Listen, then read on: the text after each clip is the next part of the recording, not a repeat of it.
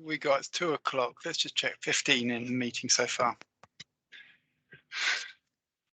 Just give it 1 more minute. Just want to check. We haven't got Lindsay in Communities at Work yet.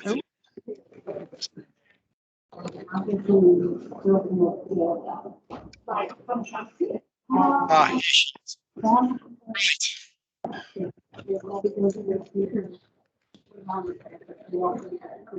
Okay.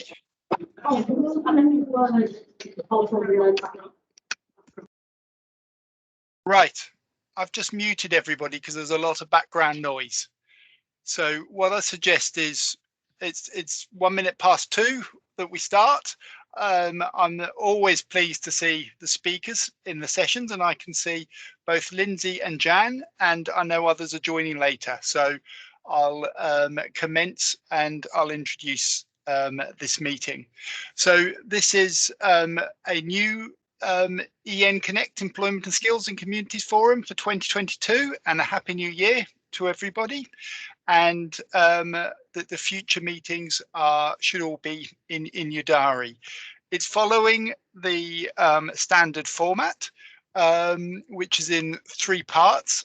So the first part, Lindsay Sweeney, the Managing Director of Communities at Work, will give and she's waving, a sort of national update and on employment and skills, and also sort of, if you like, an update from Communities that Work for a national perspective. And then very kindly, Jan Williams from Ongo Housing has offered to talk about the work that Ongo in North Lincolnshire does to support employment and skills. And then I've got 2 colleagues from the DWP who work in what the DWP call the North Central Group, which is in essence a geography that cuts from Cumbria straight across England to South Yorkshire. And they're going to talk about the national sort of DWP offer. And the way that came about, if you like, is I was initially talking to the DWP about some particular service areas like youth hubs, and I, talking to 1 or 2 local authorities, got quite confused about youth hubs and talking to DWP. And so in that conversation, it became sort of clear, hold on, let's just go back a step and let's talk about what our offer is. And then from that, what will be really helpful at the end of the session is for you then to say directly or through chat what particular areas you would like to find more about. For example, youth hubs, restart, etc., flexible support, etc., etc. And then we could get future speakers in future sessions to talk about those. So that's the format of today. In terms of sort of bit housekeeping, usual Teams housekeeping protocols, please in the chat I've just put please introduce yourselves for others that are there. And also we usually forget to record these sessions and have remembered today, and I've just put it a statement in the chat on it. If anybody objects, please say so. All it is to put onto the Efficiency North private, not public, YouTube channel, which I'll then send you a link. And it's for those that can't attend today, so that should they wish, they can pick up on it, and clearly the presentations will be submitted. You're not going to get people in Timbuktu or Paris or wherever viewing this. So there we go, if you like. Okay, so without much further ado, could Lindsay talk, and I'll mute myself. Things. So over to you, Lindsay. Hi, Simeon. Thank you. It's very nice to see you. Thanks for that intro. It's a helpful reminder of where we are and where we're up to. Happy New Year, everyone. Here we go again in 2022. And I suppose my obvious warning about my update is that it's quite limited in what we can update on in terms of government news from when we last provided an update, particularly on the Shared Prosperity Fund, which was on the 15th of December to now. So there isn't a huge amount of movement, but I'm very happy to provide a brief update. And Simeon, if you're happy to just either take questions and comments or just engage in a sort of online conversation as much as we can about what you think and where you guys are up to, with particular focus on areas that Communities that Work are focused on. So my early warning is I won't be talking for very long, for which you're probably hugely relieved, because I tend to go on a bit. But it's very nice to see some familiar faces and some new ones, and I'm hoping that I do have time to stay on and listen to the presentation, certainly from Ongo and hopefully from the DWP.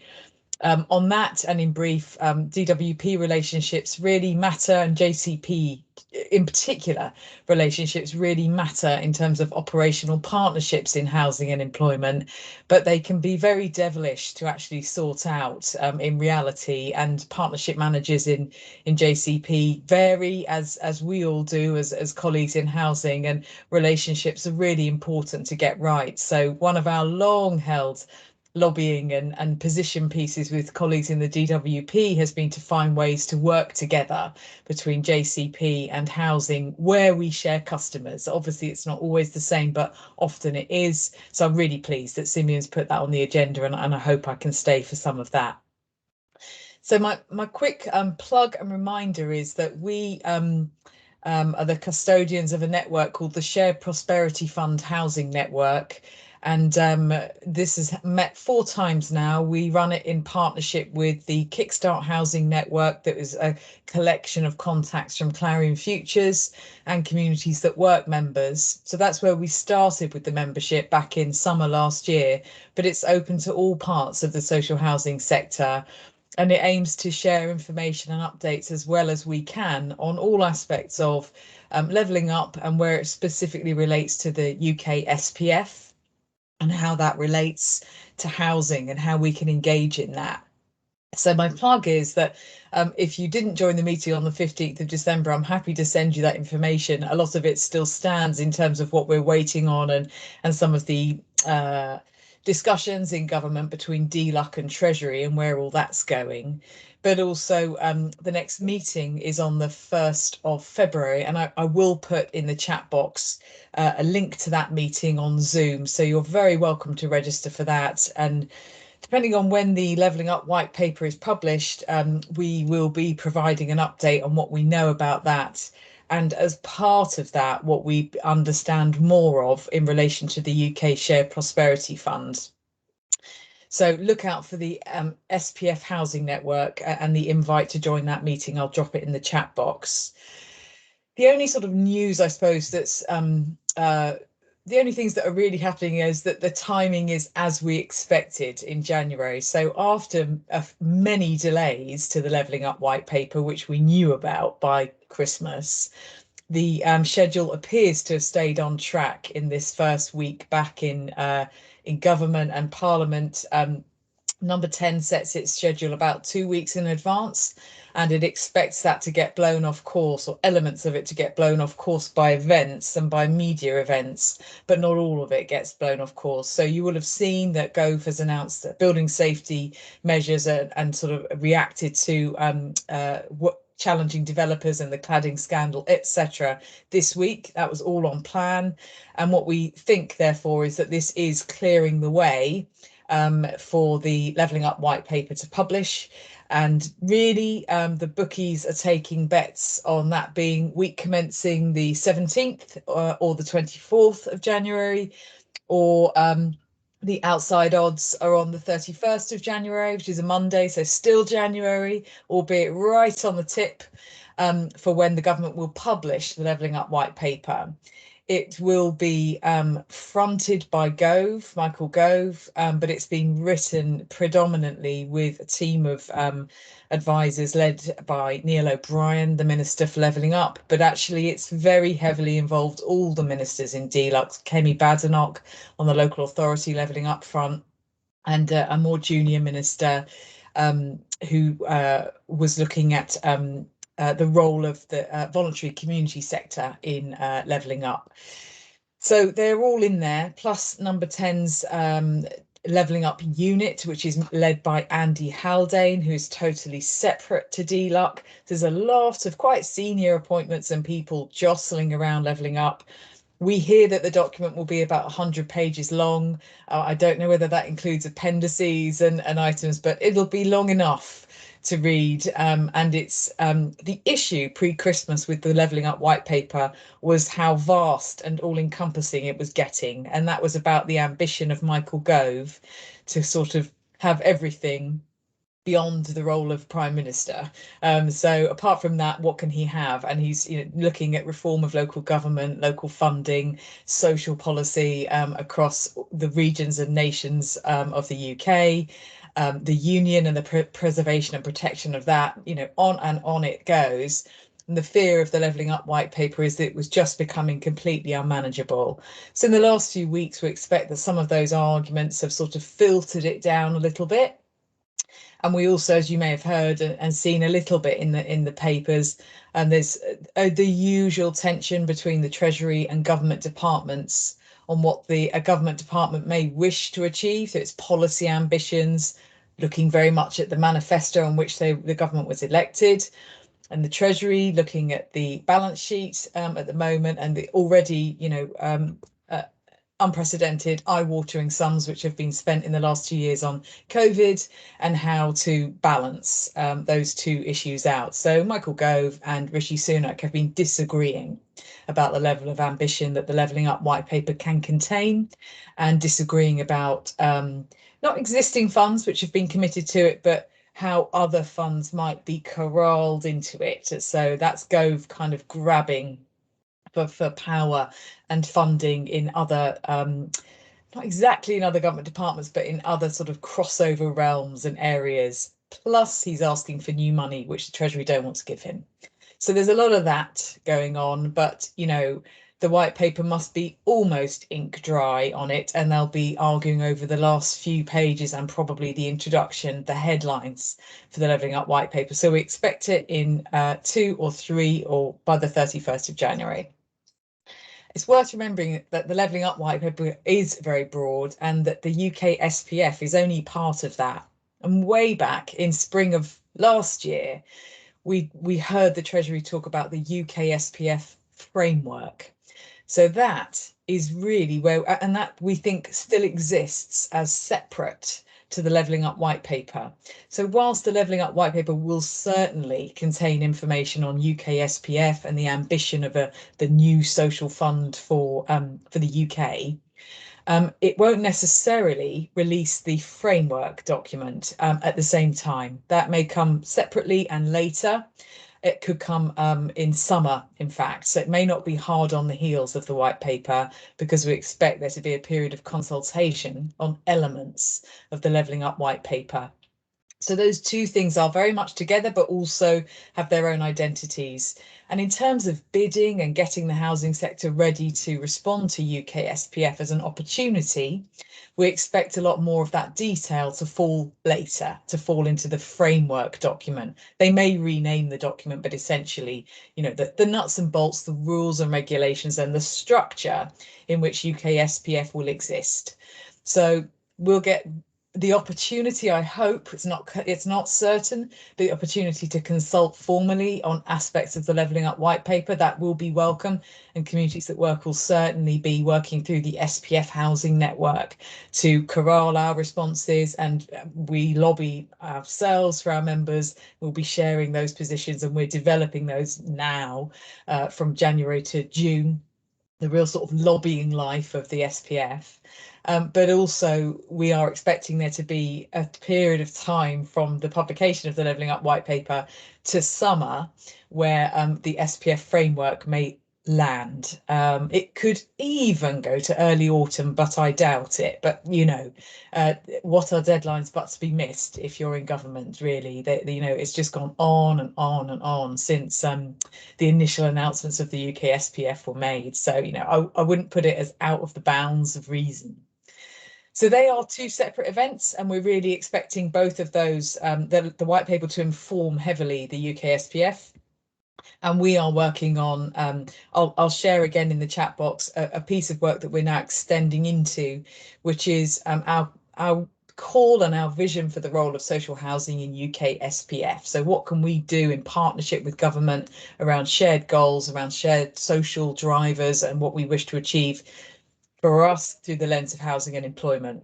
It's worth noting that UK SPF is predominantly interested in employment, working age opportunities, regen, gross domestic product of areas, productivity, and all of that.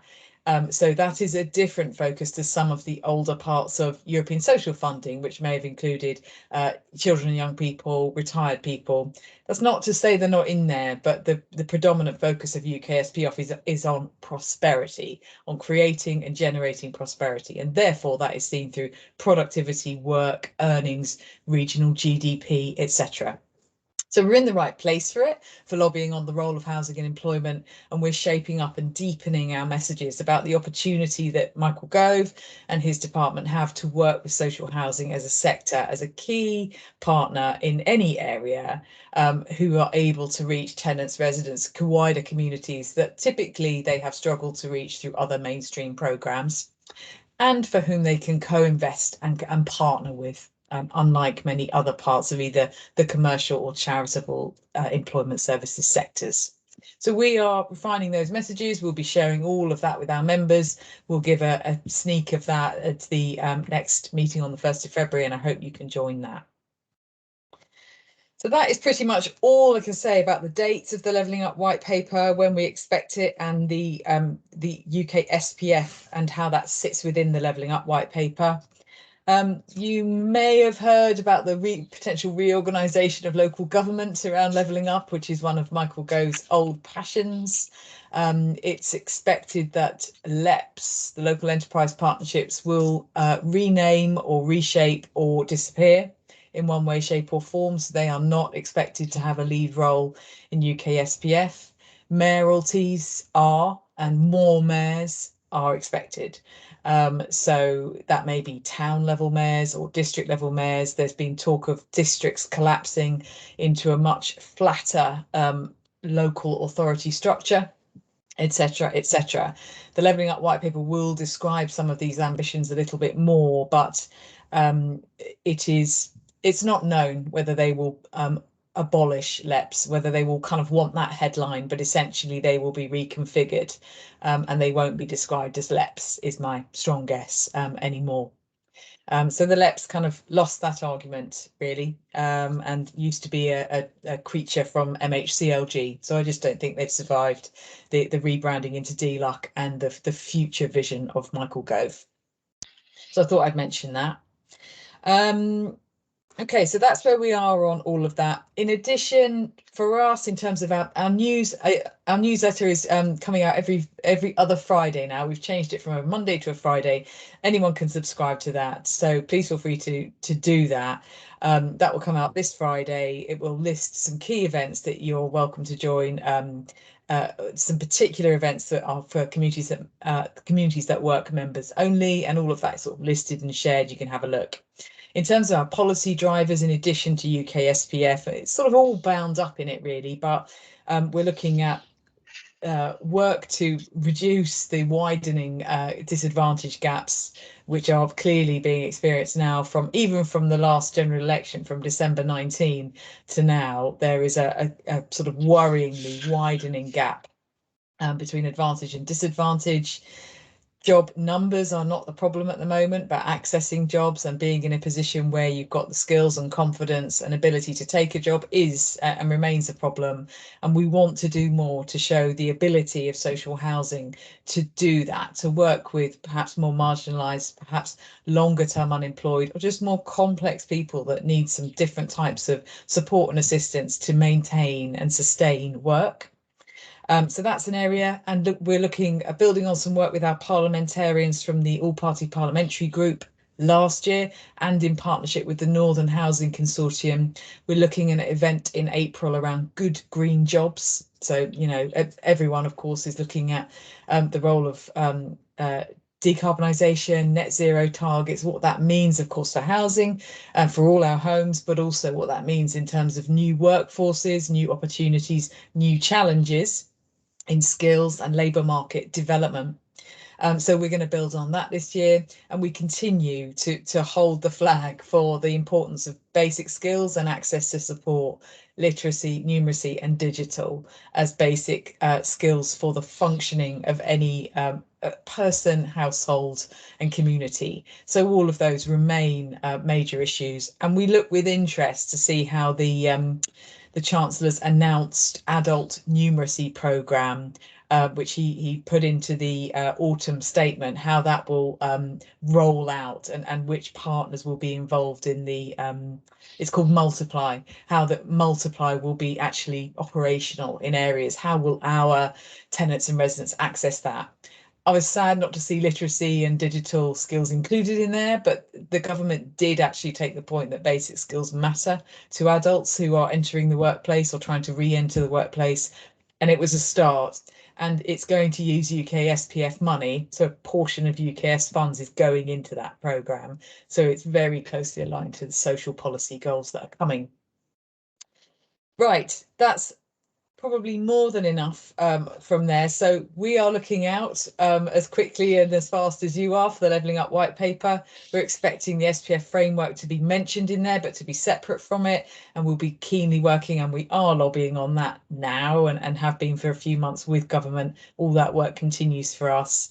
I'll post in the chat box a few links to a few key meetings which are coming up, which you're warmly invited to attend. We're also running a joint conference with the Learning and Work Institute on the 23rd of February, online, free for all delegates. So you're welcome to register for that. And it's called Sharing Prosperity. So guess what the main themes will be in that conference? You're very welcome to join that and share that widely amongst your colleagues. For Communities at Work members, we have a masterclass coming up on the 31st of January on women in construction, and that will be headed by Nottingham City Homes, who recently won an award for their work in developing women in construction programmes, which they've been doing for a long time, but they've become real masters of it. So they're delivering our first masterclass of the year, and I'll pop a link into our newsletter, which anyone is very welcome to join up to. So I hope that's a sort of balance between stuff for our members and stuff for everyone. And as much as we know, you now know on the Levelling Up white paper and UK SPF. So thank you, Simeon, back to you for any thoughts or comments. Well, thank you very much, Lindsay. Oh, there's a bit of echo. Right.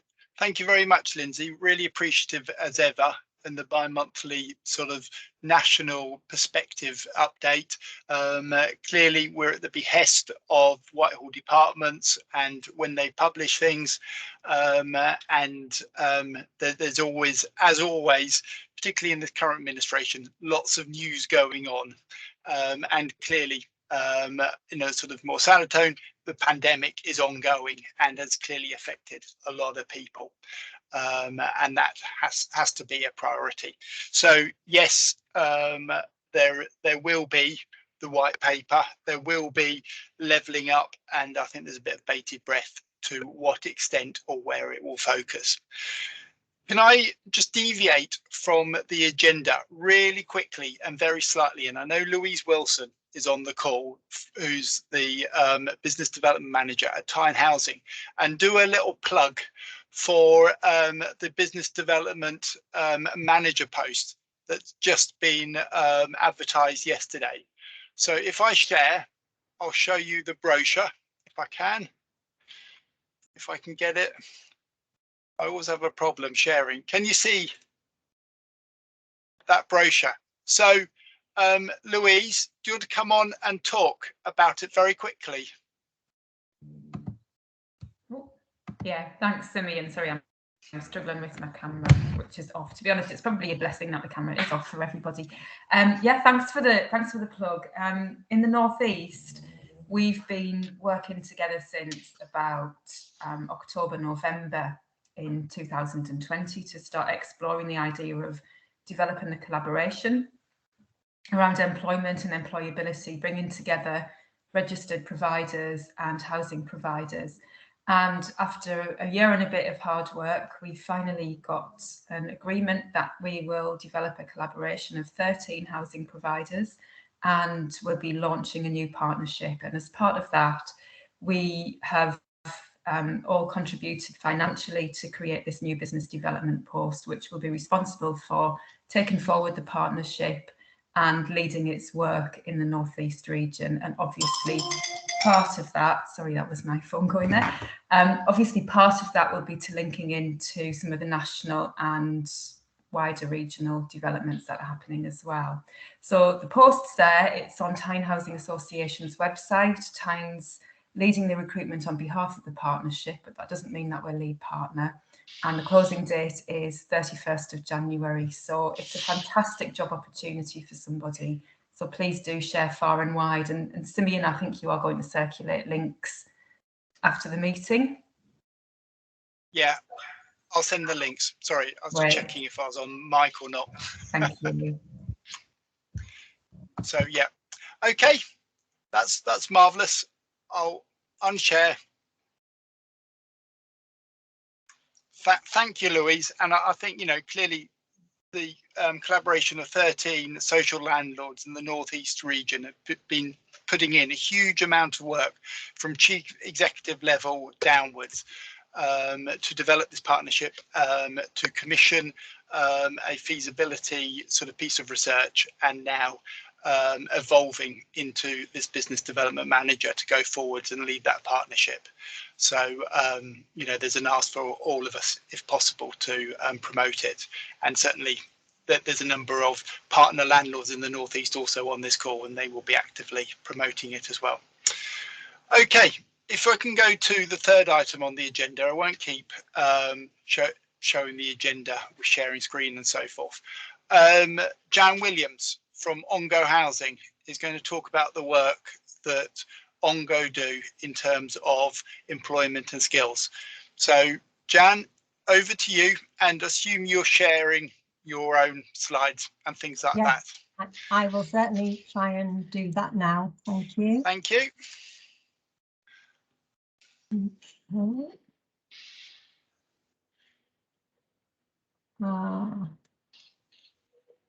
I'm not sure what's happening here at the moment.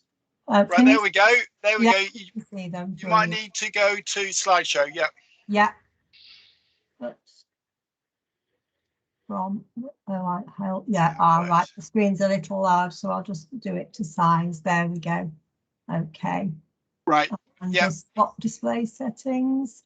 Okay. Yep, we're there. Right. Brilliant. Thank you very much. Good afternoon, everyone. I don't think it's too late in the month to still say Happy New Year, so Happy New Year to you all. I just wanted to start by telling you a little bit about Ongo as an organisation. You can see on the little map on the top right-hand side of the screen, that's where the majority of our properties are, mostly in North Lincolnshire, moving down towards Lincoln in Lincolnshire and across to the Doncaster area. So our company structure is that Ongo Partnership is our parent, and sitting under that we have Ongo Commercial, which have a roofing company and a heating and plumbing company as our commercial services, and that obviously bring income in to the wider organisation as well. And then we have Ongo Homes, who is the social landlord, and we've got approximately 10,000 homes. And sitting under there we have Ongo Developments. We try and build about 200 properties a year. And a number of those are built for sale, so we have Ongo Sales as well sitting there. But what I want to talk to you about today is Ongo Communities. So Ongo Communities is a charity, and sitting within that we have our own employment agency and a brokerage that was set up as part of the personalisation agenda. I'll explain a little bit more about in a moment. So across the whole group we've got 440 staff. And within my teams, we have 60 full and part-time colleagues. So a little quick history about who we are and where we came from. In 2002, there was a ERDF funded project to support people from a specific area of Scunthorpe to help them to get into employment, which was started by Sure Start. And that was my first job in 2002 after having children, getting back into employment. And it worked really well, so well that although the funding was only for 2.5 years, we decided to bite the bullet and have a go at running our own social enterprise to keep that project alive and keep it going, to provide training and employment support, mostly in North Lincolnshire, but some in North East Lincolnshire, the Grimsby area as well, and to create an employment agency that would provide the funds for us to deliver that support to people. So between 2004 and 2012, we've delivered loads of different projects, basically projects, contracts, grant funding. The Social Enterprise Employment Agency actually became a supplier of staff to North Lincolnshire Council, which was a really good way for us to create income for the organisation. We were heavily involved in the Future Jobs Fund, which I'm sure a lot of you can remember, and neighbourhood renewal meant that we could set up an office in Grimsby in North East Lincolnshire for 3 years to support 500 people into employment, which we actually successfully did. And we worked a lot with ex-offenders on our Empower project, and we were actually a runner-up in the Howard League Awards a few years ago too. So we were happily going along. There were about 14 of us at the time, with myself leading the organisation, and we were lucky enough to win the Social Enterprise Yorkshire and Humber Social Enterprise of the Year. And during the marketing and information that we were putting out about ourselves, Andy Orry, who was the then chief exec of former Ongo, which was North Lincolnshire Homes, came to talk to us because they were setting up a charity to actually support their tenants and the wider communities. And on talking to us, he realised that Crosby Employment, as we were then, were actually already doing all of the types of work that Ongo wanted to do. And in the end, we were invited to join the group, which was obviously quite a difficult decision for myself, having complete control over an organisation to then be part of a wider organisation. But it really made sense to do that. It was job security for my team and the opportunity to do even more. So since 2013, we've been part of the Ongo group. I'm the head of opportunities for the charity, and Ongo Homes funds its charity £1 million a year to actually continue to deliver projects and services. And a big part of my role is to bring in grant funding, using that money as match funding to be able to do more. So who are we now? So we're Ongo Communities, the charity. We do a lot of community development. We've got community buildings, lots of different projects going on. Our employment support is a big part of what we do to support people. We have an engagement and enterprise department, so we help people into self-employment. And then we've got Ongo Recruitment, which is the former Crosby Employment, which is the Social Enterprise Employment Agency, and Crosby Brokerage that I mentioned. So in the first instance, Ongo Homes tenants and their families are the people that we work with, and then our wider estates and our wider communities, because obviously it's not just the Ongo funding, we have that external grant funding, which means, it supports whoever the beneficiaries of those projects are. And we work with partners and we work with funders, and that all sits under our Create Opportunities strategy, one of the 4 Ongo strategies. So talking about employment support, this is actually going to be updated now. It's been around for about 5 years. When you're an organisation, as a lot of us are, that do lots of things, you can talk forever about what you do. So to try and make it a little bit more concise, we created what we call the Ongo Journey to Work. We all know what the barriers for people are: the health issues, the not having any self-belief, life skills, substance misuse issues, all of those things are barriers to people's success. So we wanted to create a journey that people can join at any point, really, depending where they are at the time. So we have our Raising Aspirations project, which is for young people up to 18. So that's providing mentoring, support, coaching, exploring careers, working with schools and that kind of thing. So that's for our tenants' families and wider communities. But those first steps when people have those barriers to success are that mentoring and coaching, no confidence, no self-belief. So our first steps are to try and support people to get that, creating an action plan, you know, where we can look at life skills, what they really would like to do, job skills, etc. And then the way to achieve that is really to get some of that practical experience, because having that on your CV, again, as we all know, is really important. So we have lots of work placements across the whole wide ongo, you know, so many different opportunities, and working with external partners as well. And then once people are ready, they can sign up to ongo recruitment, because obviously we've got an employment agency, so we have those jobs available. You know, there are temporary jobs, permanent jobs, apprenticeships, well, a wide range really. But it doesn't end there, does it? I mean, we all say fantastic, tick a box, we've got somebody else into work, but that might not be what they want to do forever. So we've actually added on the next level. So that's where somebody who might be on a temporary contract, a 0 hours contract, wants to become a team leader, that they can come back to us and have the opportunity to get a career rather than just a job. So as I said, that's a main part of what we do, but we do have a lot of other services as well. So obviously preparing to become a tenant and how you look after your tenancy and managing money and that kind of thing is really important to us, helping people get back on their feet. We've got lots of activities and groups in our community centres where, and you know, social isolation's at a well, even bigger issue at the moment, isn't it? We've got youth clubs running in our community buildings, and more recently an increased amount of support for mental health, which I'll explain in a couple of slides time. So our specialist support is specialist accommodation. Obviously, you know, we have accommodation available across North Lincolnshire and wider. We have homeless properties in Scunthorpe and in Doncaster, and we've got recent contracts with probation for accommodating ex-offenders, etc. And we've got a really good track record in supporting ex-offenders, hence that Howard Lee award where we were runner-up. And we've had some great successes working with the lone parents as well. Our stepping stones courses, intense courses for lone parents have worked really well. We've got some fantastic outcomes from those. Specialist support also includes counselling now, as very high on the agenda at the moment, isn't it? That mental health support, and our Raising Aspirations, which I've already talked about.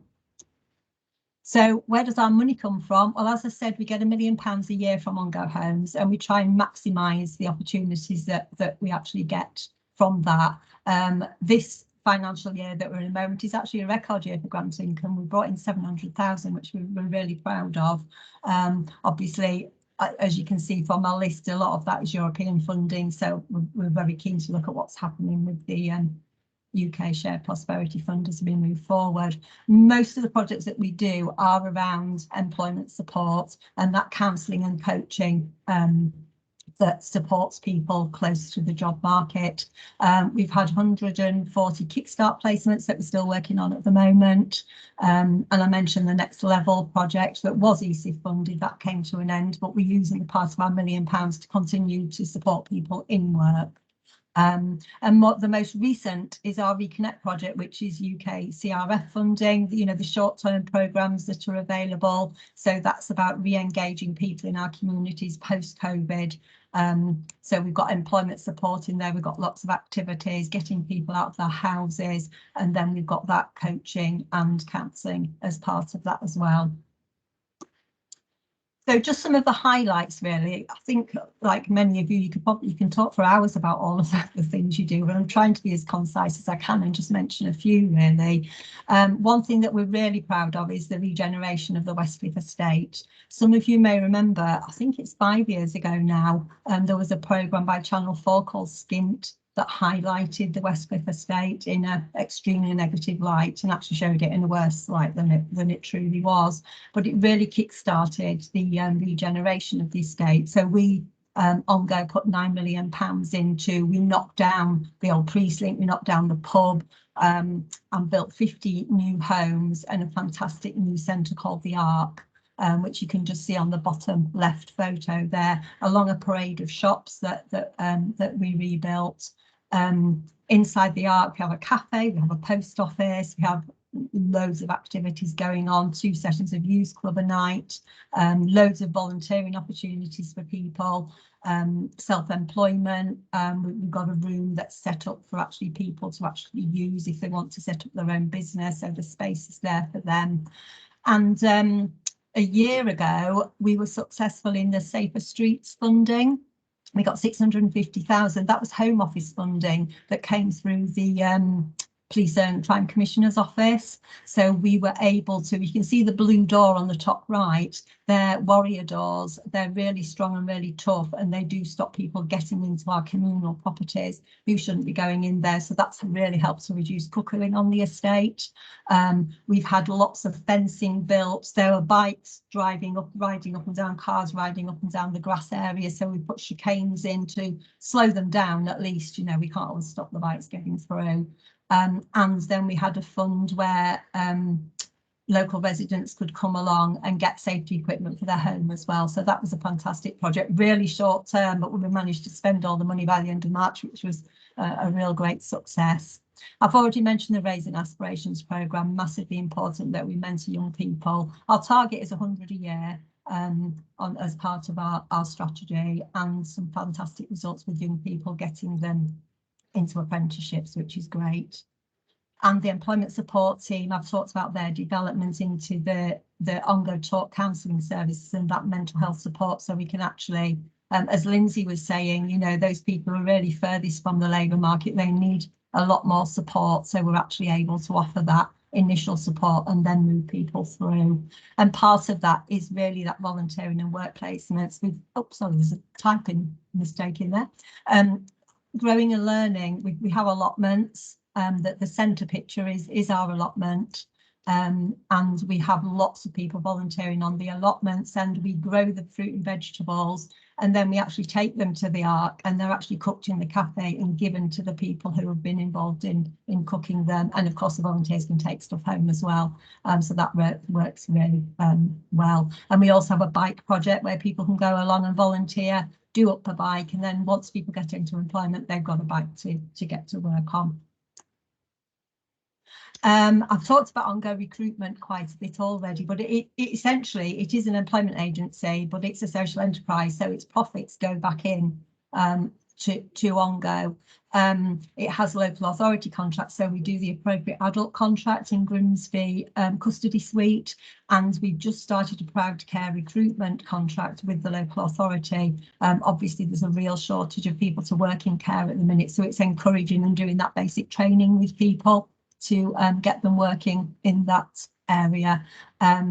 We also have community interpreters, which we've had since the old days of Crosby Employment, with about 34 different languages that we supply to doctors, hospitals, social care, etc. And we are a former ATA, apprentice training agency, and so we do employ apprentices on behalf of SMEs who don't want to actually be an employer themselves. And that photograph at the top is a number of our young apprentices at work, which we're really proud of. And Crosby Brokerage, that, as I said, it's a separate business. It actually manages personal budgets for people and has done since the start of the personalisation agenda, so that people who can't manage their own budget or don't have family to do that, then we can do that for them. Most of that money is spent on personal assistance to allow those people to go out. We take them to bingo, you know, all sorts of things. So we actually manage that budget for them, and we can supply the personal assistance to go along with that.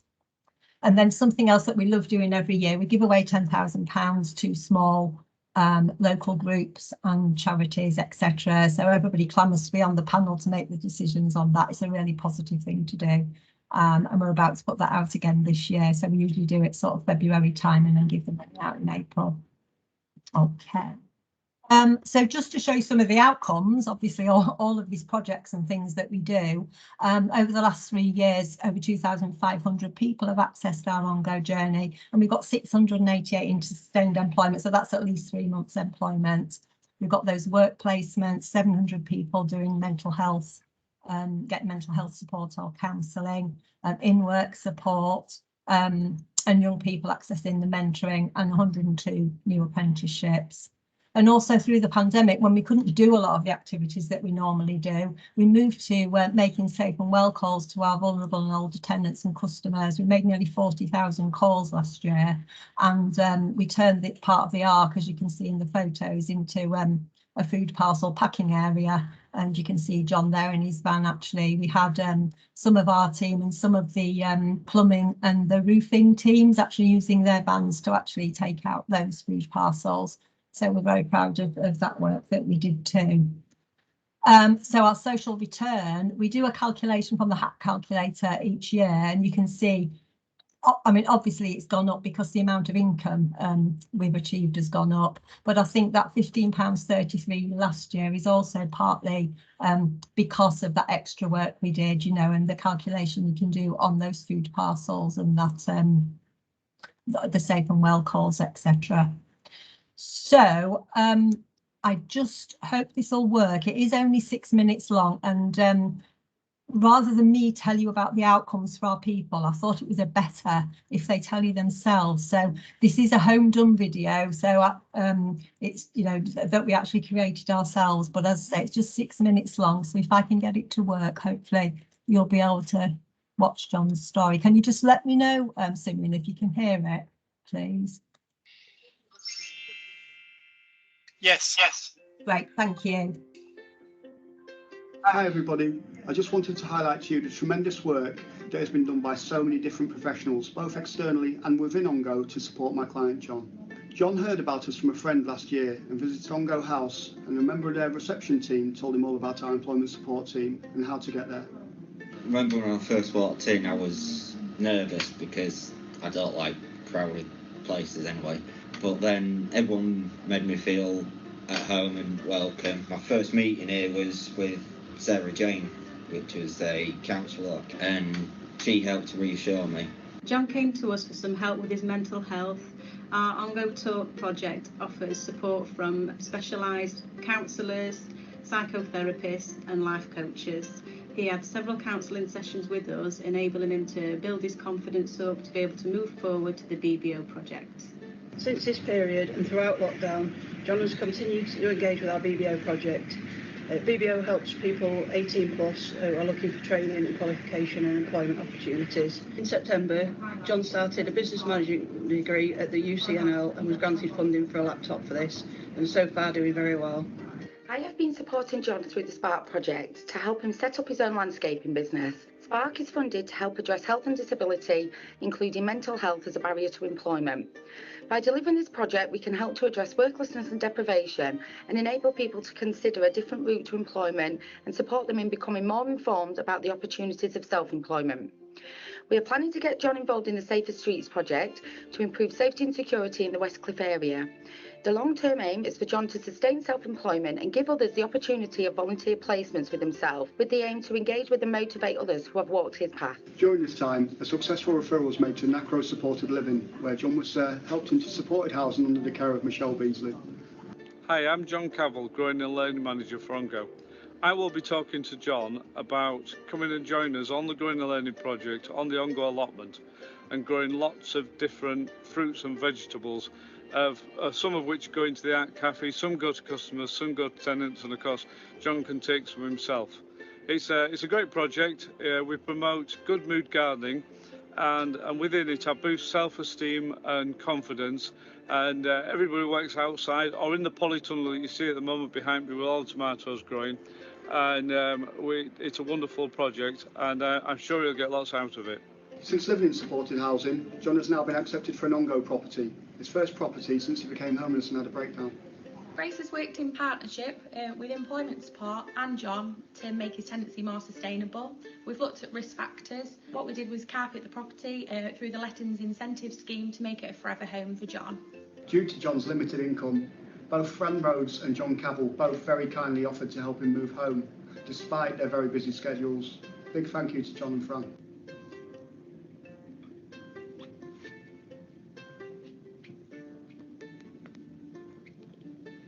I contacted John to offer support with food parcels.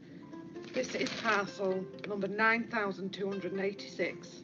So I've just been to visit John in his new property here on New Westcliff. He's absolutely thrilled with the property. I've had a good chat about how he wants to change his life. Got loads of plans, future work, going to uni. One thing we have identified is that he's struggling financially, so going to stick a referral through to our benefit advice team so that they can help him and give him all the support he needs. Hi, I've just had a call from Scott about John from Westcliff.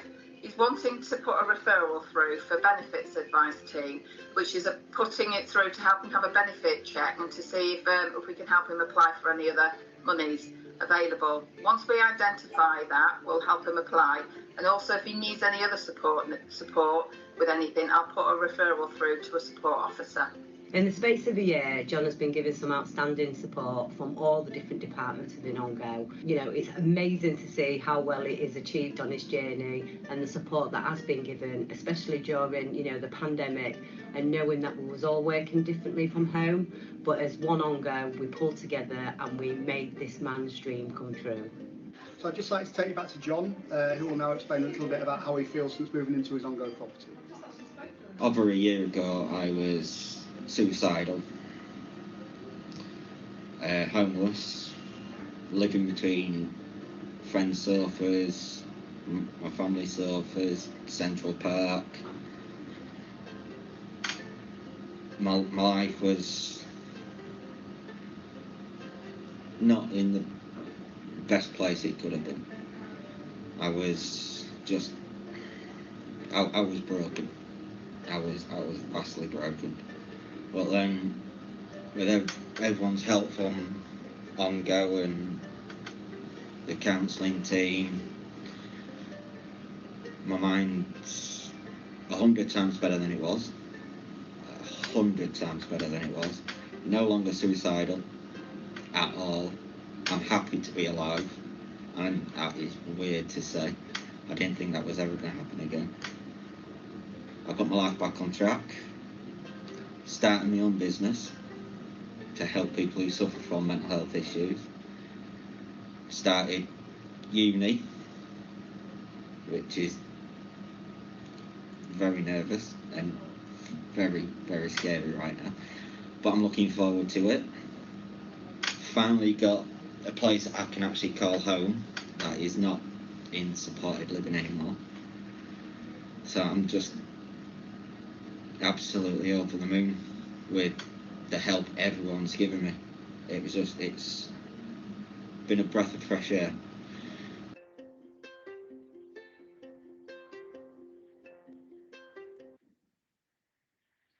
So I'm not really sure how to follow that, so I think I'll just ask, I'll stop sharing and see if anyone has any questions. Thank you. Yes, just open it up to questions. Craig got his hand up. I mean, what a powerful, amazing video that I think, you know, that's why we're all doing our job that we're doing. We're passionate about supporting individuals and people. And, you know, a video of whatever sort of quality, and we're by no means, you know, make a TV program makes it look so easy and it's so hard.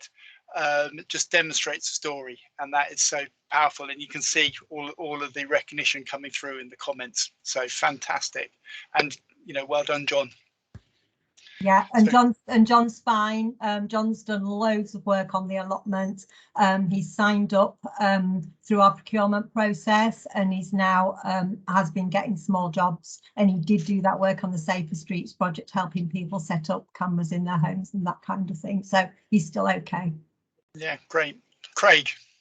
Yeah, John, thanks for the presentation. Great and lovely story about John. Just about your recruitment agency. Yeah. The occupational areas, have they changed over time? I think I did see something in there that you kind of try to align it to sort of jobs for the future. So again, is that going to change again going forward in terms of maybe retrofit jobs and green energy jobs, that type of thing? Do you try and align it to the labour market somehow? Yeah, we do locally, and yeah, you're right about the green jobs, etc. That's something we're looking at the minute, and it has changed over time. We used to do it depends on people's needs. We used to do a lot of childcare work, to be honest. We actually had our own creches at one time, but that's not so. doesn't seem to be needed as much now. The administration and those factory jobs just continue because it is people's first job, isn't it? So we have to have those low-level jobs available. But the next level project is all about working, you know, all the new businesses coming into the Humber region. There's going to be lots of green energy, lots of I've forgotten the name of it at the moment, but yeah, it's certainly about what people need. But you know, we advertise as an employment agency. We do all our internal vacancies as well. You know, just recruited a head of services, involved in recruiting a director as well. So it can be any level. So it is a business. So, you know, whatever vacancies come forward, then, you know, we're willing to work on those. There's a team of 8 in the employment team. So, you know, it's quite a large team, really. But yeah, you're right, definitely it does need to change with the times, and it does do that. Thanks, Craig. Thank you. Okay, are there any further questions? Silence. Okay, Jan, can I thank you a huge amount? And I think on behalf of this group, then there needs to be sort of a thank you to John as well. A thank you to John for being so honest about the difficulties he's undertaken, and more to the point, the fact that a housing organisation, through sort of very multifaceted skill sets, has supported an individual get back sort of not only on track but into a highly successful pathway going forwards. And that clearly is being replicated multiple times through the sort of complex services that ONGO communities provide. And I think it's just a marvelous example of what we all in social housing can do. So there's lots of people wanting posters, copies of the videos, all sorts of things that have put there. Lindsay's just got a quick question. I know she said she wanted a video earlier, I think. That was it, Simeon. Yeah, just a request for if it's okay to use that video. I know that we could use it with some parliamentarians, so that was all. Yeah, I'll just check with John because I do have to get in before I share it. So I'll do that. Yeah. And if so, shame it's not great quality, but it was taken for another purpose. But I just thought, rather than me try and tell you today, it just comes so much better from the people, doesn't it? So that's why I thought it was absolutely. And that's what we're here for. Exactly. It's, you know, the co-design and the user's voice type thing. Okay, if we can move on to the last main item of the agenda, and we've got Jackie and Paul from the North Central Partnership team in the DWP talking about the DWP offer. And I did ask them to join a bit earlier because I thought we would come to this point a bit early. So apologies, kept you waiting for a bit, but I'm sure what you've just heard will be very familiar to the frontline operational work that you provide as well.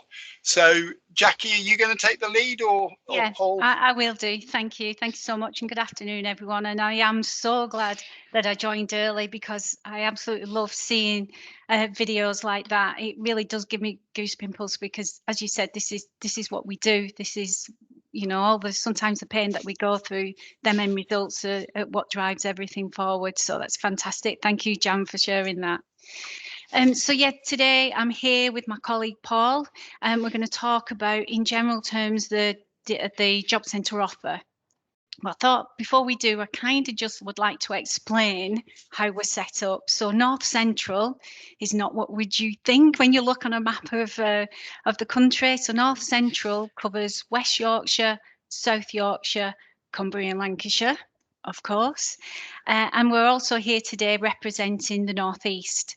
So the North East in DWP terms is Durham, Tees Valley, Northumberland, Tyne and Wear, and Yorkshire and Humber. And that's just sort of our boundaries within DWP. Paul and I are both from North Central. What we intend to do today is to give you that sort of national overview of what support is in place. We're going to try and bring in some localisms. We're going to try and get examples for each area. but I am just going to say, please forgive me if we missed somebody out. It was just trying to pull something together that is valuable for you today, and hopefully, if we do get asked back, then maybe we can tailor that a little bit more to what you would like. So, if I crack on, and then I'll hand over to Paul at the relevant part. So, the Job Centre offer. So, what is the Job Centre Plus offer? So the Job Centre Plus offer contains, in the main, 4 elements. And them elements are core, we call them interventions within the Job Centre, but they're engagements, the core engagements with our customers. And the main ones are work search interviews and work search reviews. And it's that time spent with a work coach, going through what's available and supporting. There's flexible engagements, and these are more aimed at customers who need that little bit more support in their job seeking. There's access to flexible menu, and that is basically back to work support, working in partnership with employers and or partners. And the access to flexible support fund, which we will cover later in this presentation. So the overall package is an advisory and support package that will, as you can see from the slide, support the strategy for economic growth and also reduce poverty by supporting people into work and hopefully that they return that work. So if you could just pop to slide 3.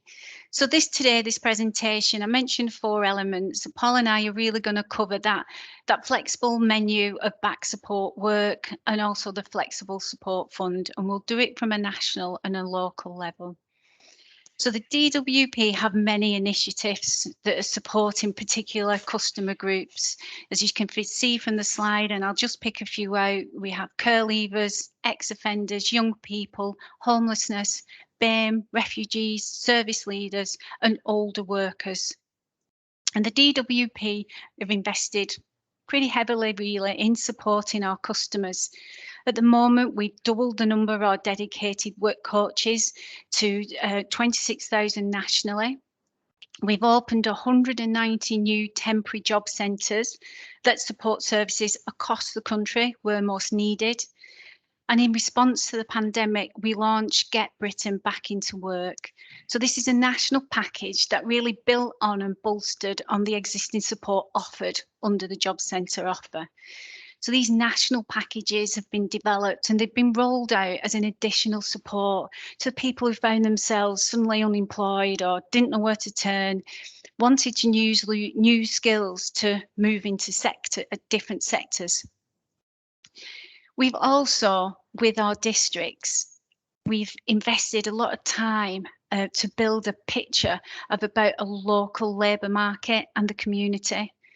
And I think it's fair to say that we all know that one size doesn't fit all, and our districts broker bespoke or tailored support for the local customers and their community.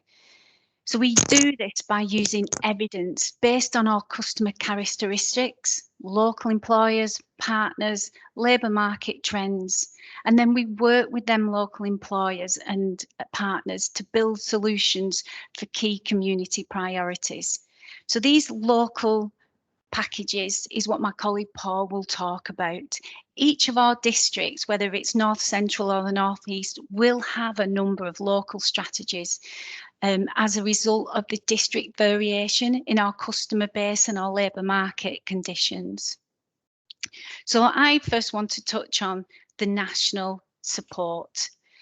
I have selected a few of the priority ones, you know, as Jan mentioned before, and you will all know that there's many support packages out there.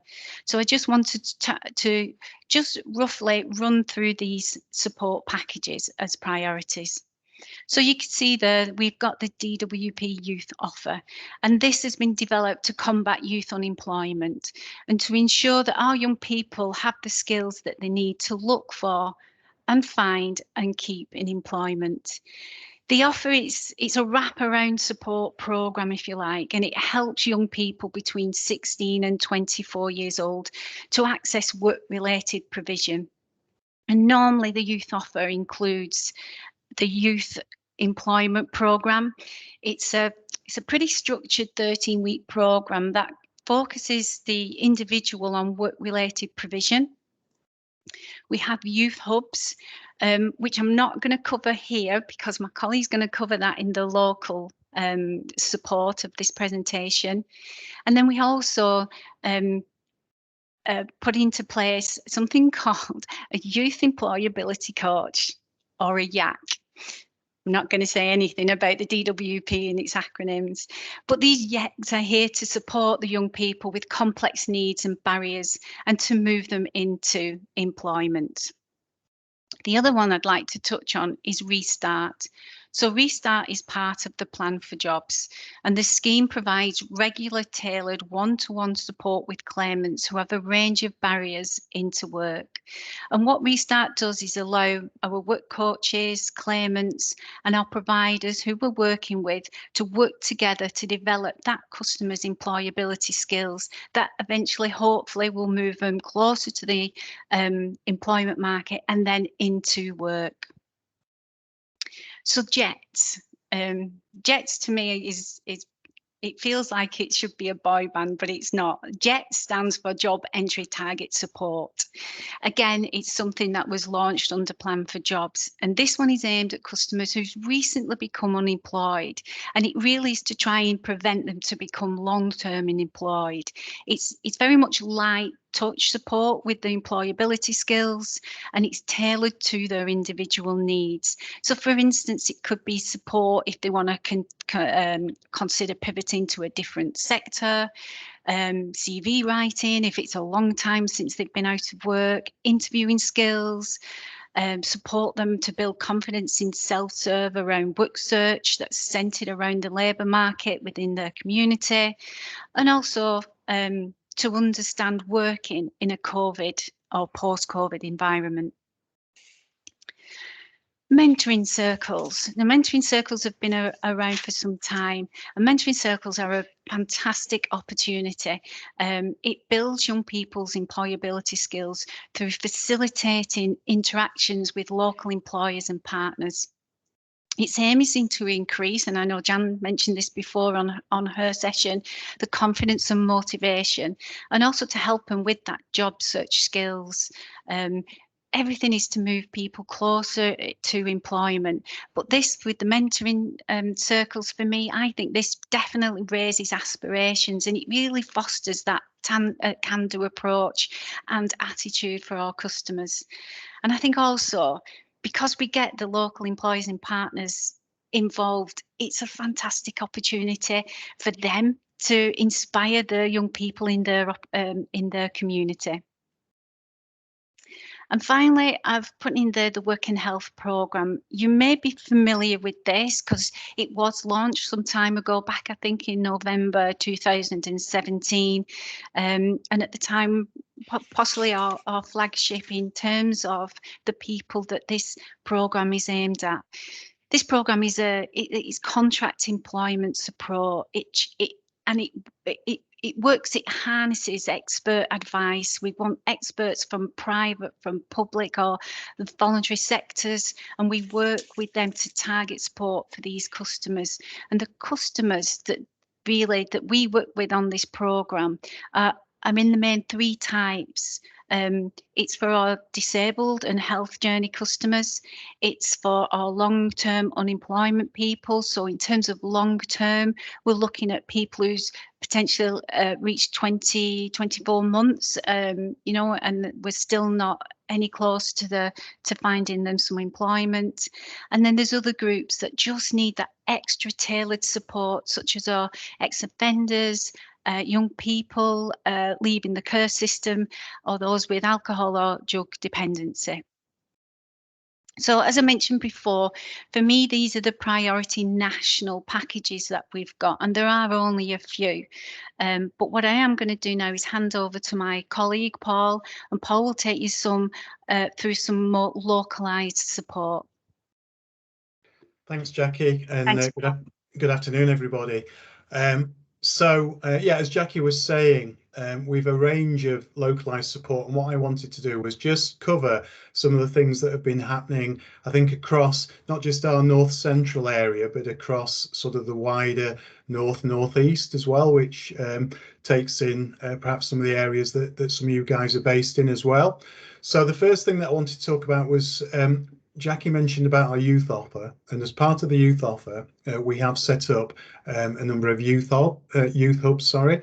Now the youth hubs, they're actually not part of the national offer. They're very much driven locally, based on, I think, as Jackie was saying, their customer characteristics, looking at the local labour market trends, and also funding opportunities. We've set up a number of hubs which are co-located and co-delivered with a network of sort of our external partners, and the youth hubs are there to meet young people's skills gaps, and also look to move them closer to the labour market as well. You'll find that the youth hubs have been set up normally in the areas where we've got the hardest to help and high unemployment levels, and to sort of just give you a flavour of what that looks like across well, nationally, I think we have 161 youth hubs in place now. More locally, as part of our area, we have 18 youth hubs set up in Cumbria and Lancashire. There are 4 currently in South Yorkshire, 6 in West Yorkshire, and then in the northeast we've got 7 up in Durham and Tees Valley, 2 in Northumberland, and then another 4 in what we would class Yorkshire and Humber. So even though I've mentioned South Yorkshire and West Yorkshire, because of the way that we split our areas geographically, that would sort of take in, I suppose, East Yorkshire and the old sort of Humberside area as well. But that just gives a flavour of sort of where we have the youth hub set up. In the northeast, we're given an example, we're given some feedback about the youth hub in Hull, and basically that one's a multi-agency based hub, and we have a provider there, Springboard, who've got 2 advisors based within the youth hub, and they're there to give support on housing, to sort of enhance their local knowledge, or their knowledge, sorry, of housing issues. The local partnership manager in the northeast recently organised a digital meeting with the whole local authority senior tenancy support officer, and sort of through that collaborative working, they've been able to now help with issues when they arise, and also develop sort of their own networks, exchanging sort of emails and contact details. So that's working really well, and I think it just sort of underpins the value of doing things like this meeting today as well, in terms of just building the networks and sharing the contacts. The second thing that we've got in there in terms of localized support are our sector-based work academy programs, or as we call them, SWAPs. Now, you may be familiar with these, but the sector-based work academy program is something that we offer, and it's designed to help people who are sort of ready to start work and just need a little bit of support to maybe learn some new skills or behaviours that the employers in particular sort of sectors and industries are looking for. What we find with SWAPs is that they're quite an effective, flexible sort of tool for working with local employers, and very much about supporting DWP customers by improving their chances of securing employment. The way that our SWAPs are structured, they provide a placement which is designed really, I think, again, as we've said already, to help people to build confidence so that they improve their job prospects, help them with sort of things to put onto their CV, but also it helps employers in sectors with current local vacancies to fill those vacancies. These programs run nationally, so they run in England and in Scotland as well.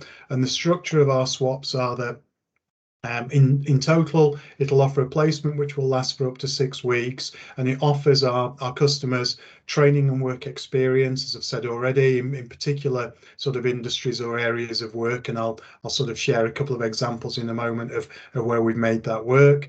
The type of sort of swap that's available varies very much according to the local labour market. And in terms of how the placements are structured, there's generally sort of well, first of all, the placements are there for genuine current vacancies. So that is a stipulation of engaging and setting up these swaps. And the offer is sort of three parts. So there's pre-employment training, there's a work experience placement, and then there's a guaranteed job interview at the end of that. And we also include apprenticeships with employers within this sector as well. I think probably, as everybody has had to do who's on this call today, we've had to sort of adapt the way that we deliver them because of the pandemic. So throughout sort of the pandemic, when it's not always been possible to deliver things face to face, we've developed lots of virtual swaps that have worked really well. Some examples of sort of swaps in action recently. So in Cumbria and Lancashire, so one of our districts within North Central, it's quite sort of a rural area. It covers sort of, you know, Cumbria's quite rural, quite socially deprived in parts as well. They've just completed a working from home swap national pilot, which has been set up in collaboration with our national employer and partnership team. And what that was for a large number of permanent or call centre vacancies. That's gone really, really well, and they've managed to help over 70 people into work through that swap. So I think that's just a great example of swaps in action. In West Yorkshire, examples of recent swaps. So we've done some swaps around digital marketing and social media, and I think we've helped sort of 15 young people into work through that swap. We've supported the Royal Mail, and we were able to put a swap on to help people move into work with the Royal Mail. There've been several swaps recently with warehousing companies based within West Yorkshire who are looking for staff, and again we've supported in excess of 20 customers into work there. And again, as we've just been talking about that sort of swap that was done in Cumbria and Lancashire, there's been a swap for contact centres in West Yorkshire as well, which has gone really well. So it's a great way of giving the customer as well the chance to sort of just get that work experience and see whether the job's for them. So it's not just about sort of the employer finding the right person, but it's getting that fit for both customer and employer as well.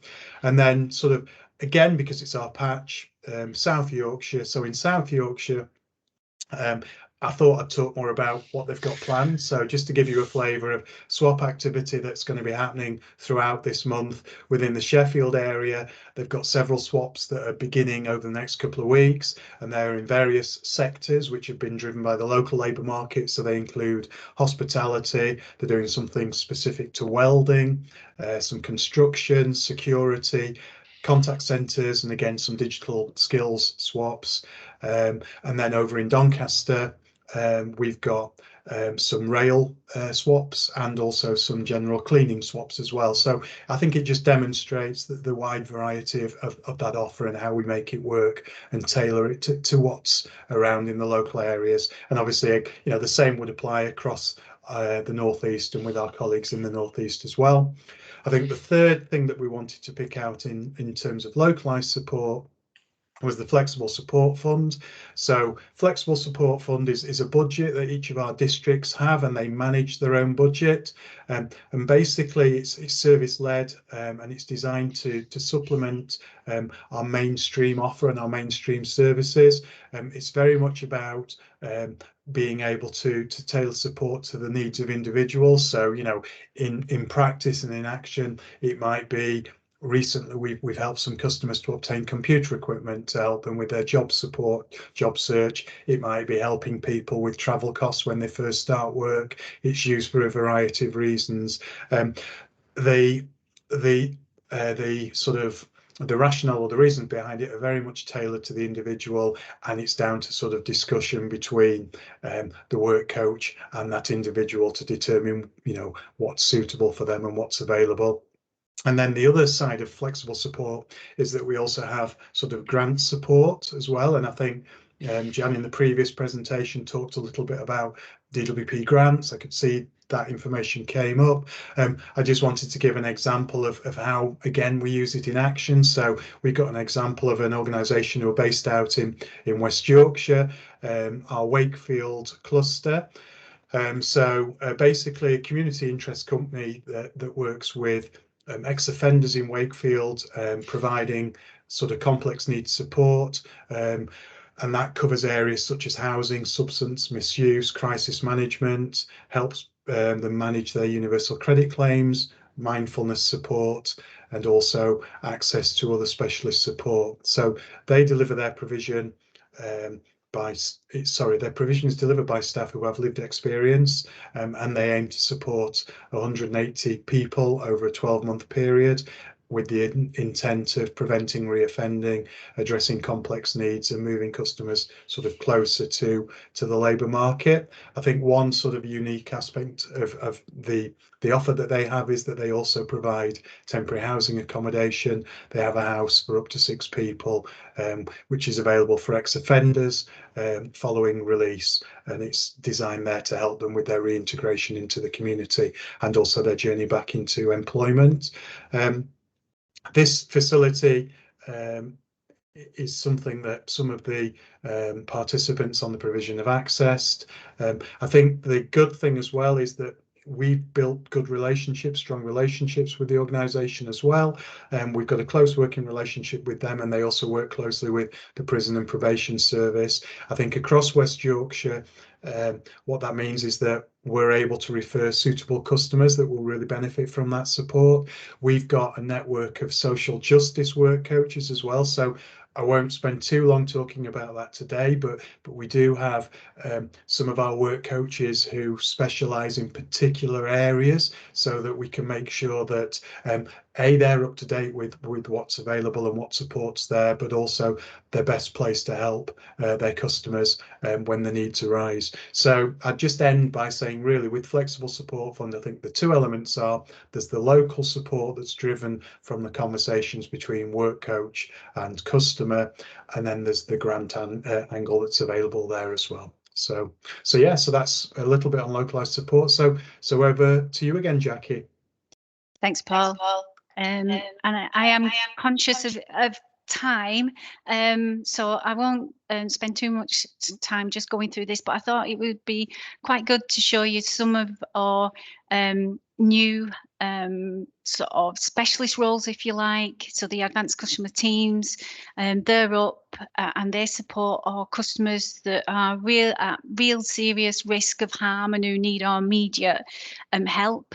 We have disability employer advisors. They work hand in hand with our work coaches. They're on hand to provide that expert advice about health and disability to our customers, so they can give the best advice and best help to our health journey customers. The service they provide, it is tailored to individual customers.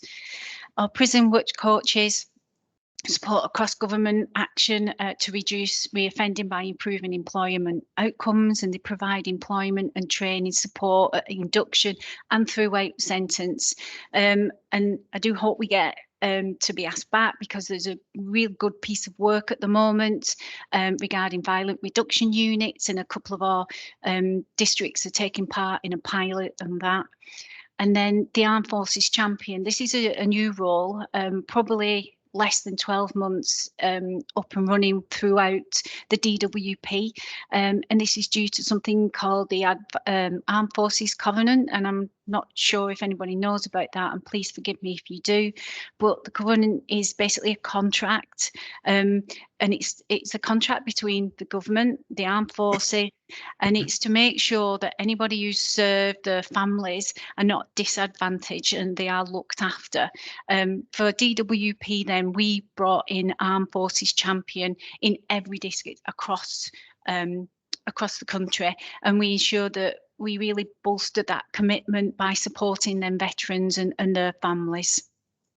And finally, I just put on Watch News. So this is hot off the press.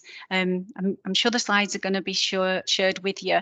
If you're interested in any of these, I have put links on, I think it's the last slide, just to give you a little bit more about these new support packages that are coming out. The government's support package to help disabled people into work. I think there's 15 job centres that are running a pilot with the framework that, in conjunction with the National Autistic Society, and then the National Apprentice Week.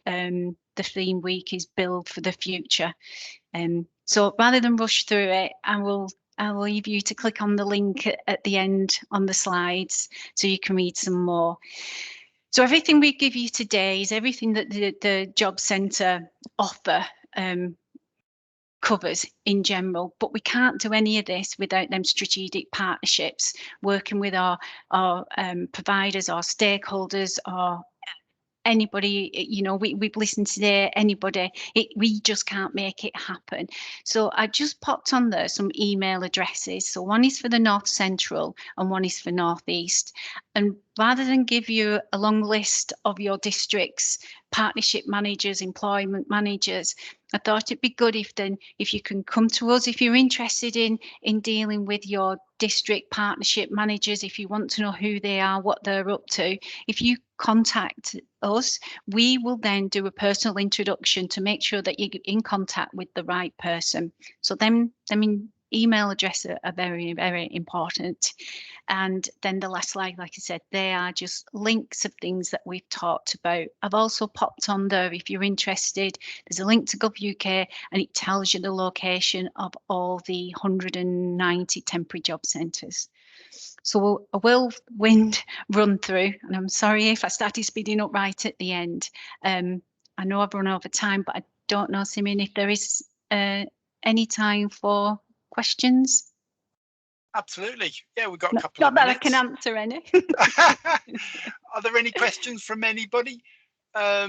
Before we launch it, thank you very much, both Jackie and Paul. Hugely appreciative. When we were talking about this sort of last week, and I was talking with other colleagues in December about this presentation, it was a plethora of services. And as I said at the head of the meeting, it's about what's the breadth of the services, and then what I'd be really interested to find out from members is which areas would you like to dig in deeper on, be it restart, be it flexible support, and there's a current procurement that's ongoing for that, for example, be it JETS, etc., etc.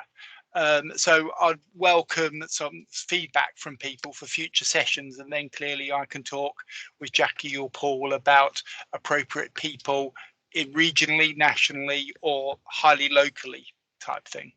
So so yes, I'd be really interested, and I suspect many of you have got active relationships with your local job centres and various people in DWP locally and things like that. So are there any particular questions? And it's quiet. No? Right. Okay. Well, to wrap it up then, thank you very much for attending. I think whether it's like New Year's resolutions or whatever, I'm not sure, but there were 29 people on the call at one point, which I think is fantastic. And it just shows the breadth of the organisations and the number that are joining. In terms of future meetings, as I've said, they're in the diary for 2022. The next one is March the 8th. I will always badger you as colleagues for future speakers and to come forward. I've got a bit of a forward plan. I'm going to put it onto our website and I'll send that out. But I have actually got landlord case study speakers now until late summer. So I'm safe in that respect, and I have badgered some people just before Christmas. But if other organisations that haven't told us about what they're doing would like to come forward, I'll be really grateful. And then what would you like in terms of the specialist areas? And, you know, we've just had a picture of the National DWP offer. There could be something separate as well, but I'd be really interested in your ideas. That's you attending, and I'm just facilitating this type thing for going forwards. Jan's just put a hand up. Yeah, just I don't know how other people feel, but the disability, the autism that the DWP were just talking about, I personally would find that really interesting. Right. Thanks, Jan. I made a note. Disability and neurodiversity. Yeah. Yeah. Okay. Is there another hand up? Oh, I can't see. Is that just Jan's? Wayne. Wayne, are you there? No. Hang on. Yes, I am here. You're getting there. Simeon, it's not a session. I'm just wondering, is there an opportunity for us to bring some of our activity together? I.e., can we map who's doing what where, so that we can start seeing which partners we could probably collaborate with? Because I know we're quite stretched out, aren't we? Yeah. So, but if there was somebody in Leeds, Bradford, for instance, that we could be looking at, you know, employment services or business support, I think it could be really helpful if we're working with like-minded organisations. Earlier in the meeting, talked about the new HENE, the housing network, the housing employment network in the Northeast. That's a collaboration doing exactly that. I know that John Westby from Clarion Housing has, in terms of the UK SPF, has just shared a spreadsheet. And I know Unity provided information to that because I remember seeing it on the sort of different services. So I think there's a bit of that going on already, Wayne, because that's trying to share out information that different people are doing. Yeah, I agree, Simeon. I wasn't sure though if all the members that are on this call were on the Clarion Futures partnership. If I don't, possibly not all, but there's an open invitation, and you know, Lindsay's put the link in, type thing. So you know, I think Clarion, in fairness, whilst they're a national organisation and got huge back office resources, have volunteered to undertake that work. Clearly, Clarion have an interest in developing some partnerships going forward when we know more about SPF, but you know, in what form and what the offer will be, we don't know that at the moment, do we? Yeah. Okay. Okay. Right. Is there any further questions before we close? So just as a reminder on the actions, ideas coming forward for future meetings, there's some in the chat, and also landlords wishing to talk going forwards in the future. And thanks very much for your time, and we're leaving bang on time. And thank you very much to all the speakers, Lindsay, Jan, Jackie and Paul. Okay, have a good afternoon. And thank you, John from Ongo. Okay, thank you. Okay, thanks. bye-bye. Bye, everyone. Bye-bye.